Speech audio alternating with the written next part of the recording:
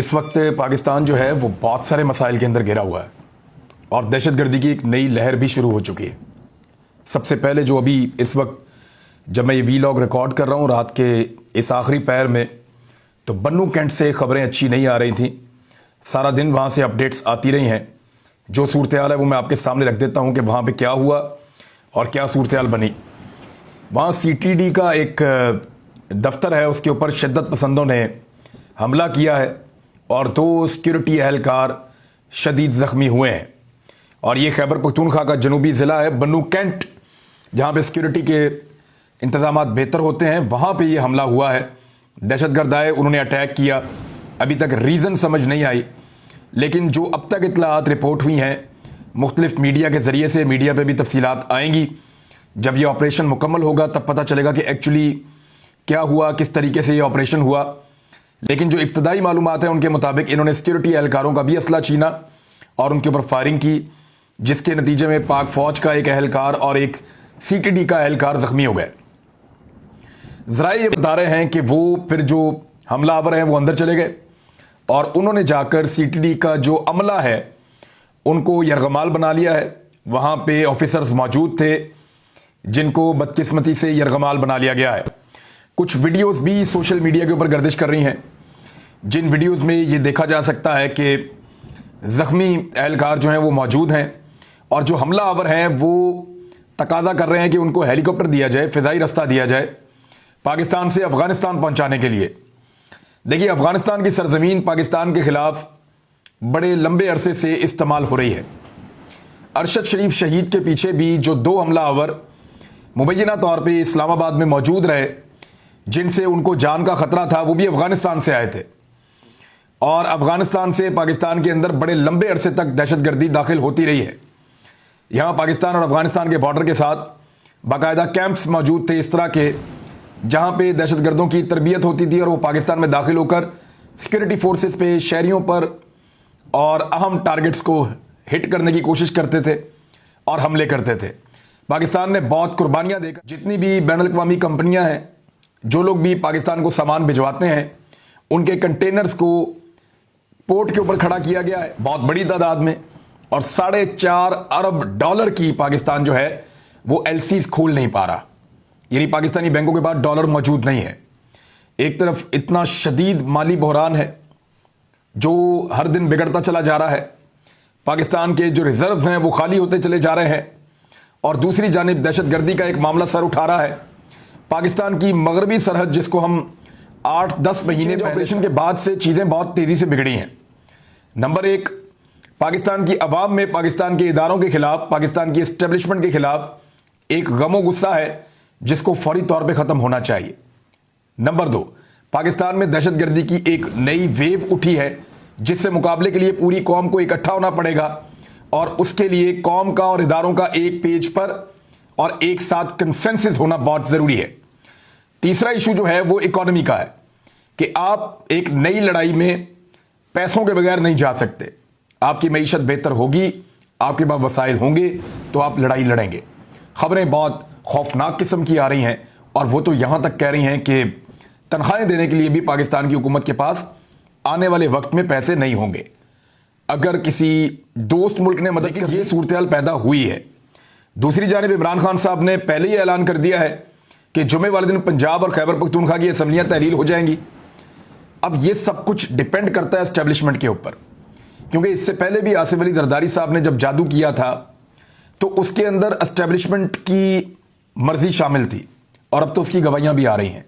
یعنی مصطفیٰ نواز کھوکھر صاحب نے بھی کہا کہ کچھ گڑ باہر سے بھی ڈالا گیا تھا، اور اب تو چودھری برادران بھی کہہ رہے ہیں کہ جنرل باجوہ صاحب انوالوڈ تھے۔ پاکستان کو اس سچویشن سے نکالنا ہے تو پھر عوام کو فیصلہ کرنے دینا چاہیے۔ صرف ایک دن، ایک الیکشن کا دن ساری چیزیں طے کر سکتا ہے۔ ایک ایسی حکومت جو لوگ خود بنائیں، کسی کی بھی بن جائے، جس کے پیچھے لوگوں کی سپورٹ ہو، ایک ایسا الیکشن جو صاف اور شفاف ہو، ایک ایسی حکومت جو آ کر پاکستانیوں کی نمائندگی کرے، تو پھر پاکستان مل کر نئے چیلنجز کا سامنا کر سکتا ہے۔ لا قائم کرنا چاہتا ہوں، اپنی خواہش کے مطابق کچھ ایسا میں نہیں کرنا چاہتا۔ دوسری جانب آصف علی زرداری، شہباز شریف اور چودھری شجاعت، یہ تینوں لاہور میں मुतहर्रिक हो गए हैं। एक मुलाकात हुई शहबाज शरीफ की चौधरी शुजात हुसैन से, एक मुलाकात हुई शहबाज शरीफ की आसिफ अली जरदारी से, एक मुलाकात हुई आसिफ अली जरदारी की चौधरी शुजात हुसैन से। यानी ये जो तिकोन है ये मुकम्मल हो गई है। ये तीनों आपस में मिल चुके हैं, आसिफ अली जरदारी, चौधरी शुजात और शहबाज शरीफ। आसिफ अली जरदारी साहब ने एक शर्त रखी थी कि आपके मामू गारंटी देंगे तो फिर हम आगे बढ़ पाएंगे। ये जरदारी साहब की ख्वाहिश थी कि मामू गारंटी देंगे तो आगे बढ़ पाएंगे, और मामू जो है वो चौधरी शुजात हुसैन। बहुत सारे लोगों की बड़े लंबे अरसे से ये एक शर्त है कि चौधरी बरादरान को कभी भी PMLN के साथ शामिल ना किया जाए। तो अब अगर वो शामिल करते हैं तो ये एक डेंट तो उनके वोटों को पड़ेगा और एक तकलीफ जो है वो उनकी पार्टी के अंदर महसूस की जाएगी। लेकिन ये सारों का इकट्ठा होने का मकसद क्या है? ये पाकिस्तान तहरीक इंसाफ का एक आदमी भी नहीं तोड़ सकते, ये परवेज इलाही साहब को मना भी नहीं सकते। सिर्फ एक ही रास्ता है कि एस्टेब्लिशमेंट इस खेल में इन तीनों का पूरा साथ दे। जैसे कि पहले रजीम चेंज ऑपरेशन हुआ था तो उसके अंदर भी हमने कुछ चीज़ें नोट की थी जिस पे सवाल भी उठाया अरशद शरीफ शहीद ने कि वो कौन था, और लोग जानते हैं कि वो कौन था और कैसे काम कर रहा था। हमने वो कौन था उसको भुगता भी है, तो सबको पता है। तो मामला ये है कि इस मर्तबा अगर एस्टेब्लिशमेंट ने हाथ इस तब्दीली के लिए जो तब्दीली करने की कोशिश कर रहे हैं जरदारी साहब, चौधरी शुजात साहब और शहबाज शरीफ साहब, तो एस्टेब्लिशमेंट ने अगर हाथ रखा तो बरकत पड़ जाएगी और इमरान खान साहब को एक और शिकस्त का सामना करना पड़ेगा।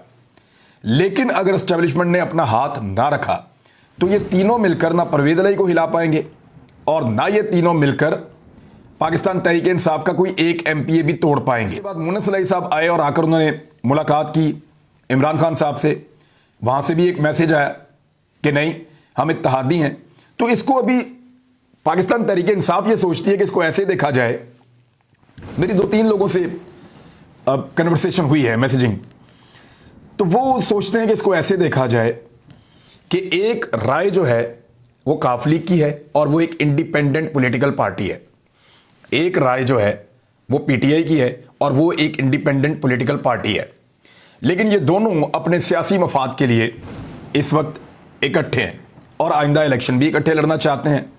तो ज़रूरी नहीं है कि हर मसले पे इनकी राय एक जैसी है। लेकिन परवेज इलाही साहब के इस इंटरव्यू ने एक उम्मीद जगा दी है PDM की जमातों में कि परवेज इलाही साहब को एक फरिश्ता बनाया जा सकता है और उनके ज़रिए से इमरान खान साहब को पंजाब की असम्बली तहलील कराए।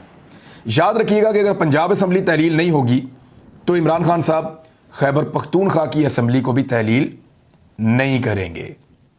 अगर पंजाब असम्बली तहलील ना हुई तो इमरान खान साहब खैबर पख्तूनख्वा की असम्बली को भी तहलील नहीं करेंगे। उसकी वजह यह है कि फिर फ़ायदा कोई नहीं है। वो चाहते हैं कि 66% पाकिस्तान के अंदर इंतखाब। मंगल वाले दिन से जब कौमी असम्बली का इजलास शुरू होगा, कल से यानी, तो हो सकता है कि अगले 2-3 दिन के अंदर पाकिस्तान तहरीक इंसाफ के वज़रा कौमी असम्बली में भी अपने इस्तीफे कानूनी और आईनी तौर पे जाकर कंफर्म कर दें, जिसके बाद उनके वहां से भी ओहदे ख़त्म हो जाएंगे और उसके बाद इलेक्शन कमीशन को इलेक्शन करवाना पड़ेगा।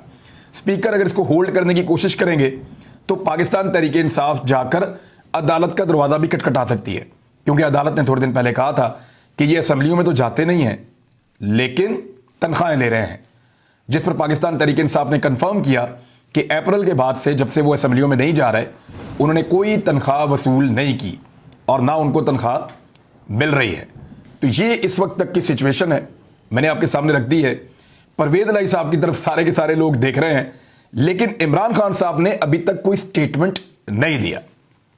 मेरी इंफॉर्मेशन के मुताबिक आज इमरान खान साहब की कुछ मुलाकात है, मुलाकात उनकी, हम 2-3 जर्नलिस्ट हैं, हमारे साथ भी है, तो हम ये सवाल ज़रूर पूछेंगे और आपको आज शाम को बताएंगे कि इमरान खान साहब का इसके ऊपर एक्चुअली क्या कहना है।